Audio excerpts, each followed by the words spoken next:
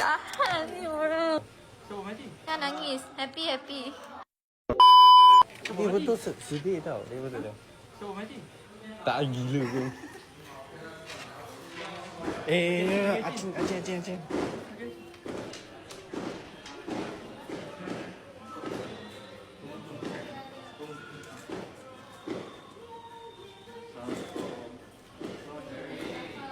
Kongsi facai.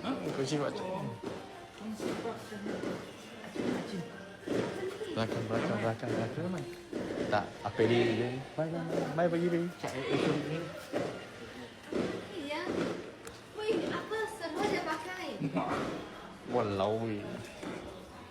Ini pakai这个。喂，ikut je. Wah, dia terkejut oh. Kalau tak sini function. I tengok live dengan lu function. Dengan lu kan. Dengan lu kan trend. Tu tempat trend.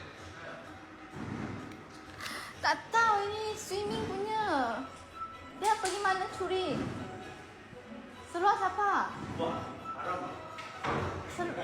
Bukan, seluar siapa? Seluar siapa? Nel, sudah habis ke? Alo. Nangis tau. Yang tu tak tak. Bini dia GCO.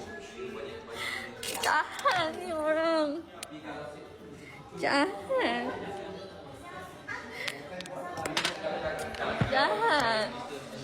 62 dah. Power dah. Main hari tu 63. Yalah, syukur Alhamdulillah.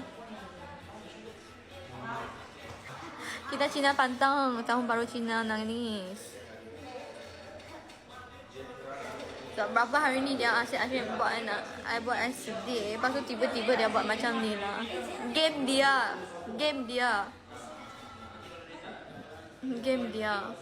Jangan nangis. Happy. So, 他喜欢嘛，就是很喜欢这样。dia suka main saya punya jantung tau. Lepas tu tiba-tiba macam ni. Alhamdulillah. Sebab I tadi orang call I tak mahu jawab. Lepas tu I pergi tengok. Siapa?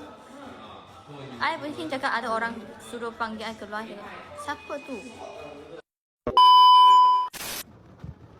Ingat you Satgi bagi nombor phone bell, call bell, cakap ada I mau delivery barang.